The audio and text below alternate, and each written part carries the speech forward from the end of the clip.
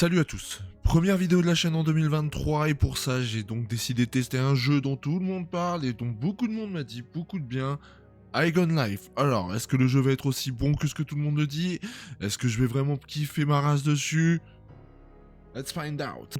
Igon Life est un FPS de chez Squanch Games et qui a été chapeauté par l'un des créateurs de la série Rick et Morty. Donc on y voit assez l'inspiration en ce qui concerne la direction artistique, qui nous emmène dans un univers très coloré accompagné d'un scénario qui ne se prend absolument pas au sérieux et des personnages qui sont complètement raccords avec le tout.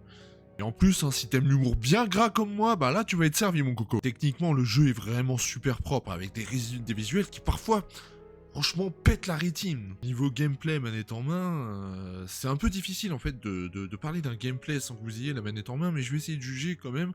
Alors je trouve que c'est plutôt bourrin, simpliste, mais jouissif. Franchement, le début du jeu est franchement pas mal, et j'avais pris franchement beaucoup de plaisir. J'aurais franchement voulu garder cet enthousiasme pour la suite, mais très franchement, je vous le dis tout de suite, c'était franchement pas le cas. Bah oui, parce que malheureusement, au bout d'un moment, on se rend compte que le jeu devient vraiment vite répétitif.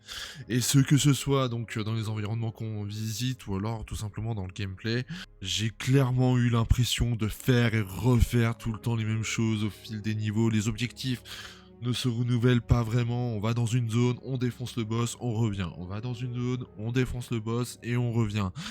Et certes, voilà, le fait de trouver des nouvelles armes, ça apporte de très légères nouveautés dans le gameplay. Très franchement, ça apporte pas non plus grand chose de ouf, quoi. Enfin bref, c'est franchement dommage parce que le jeu avait franchement un bon potentiel de base, mais il est caché par de trop gros défauts. En plus, c'est sans compter sans une durée de vie ridicule. En 9 heures, j'ai fini la campagne principale. Et très franchement, je suis pas un adepte de la chasse aux trophées, mais il se dit que pour avoir tous les trophées du jeu, ça demande pas plus de 25 heures. Et en plus, il n'y a pas de mode multijoueur, donc franchement, c'est zéro là-dessus, zéro contenu. Enfin bref, si vous voulez vous faire votre propre idée, le jeu est disponible dans le Game Pass. Et heureusement, parce que très franchement, ça m'aurait fait chier de mettre 59 € là-dedans. Heureusement, pour la suite de cette année, il va y avoir des jeux avec des super potentiels et ça commence dès le mois prochain avec Hogwarts Legacy que j'attends vraiment beaucoup. Donc voilà.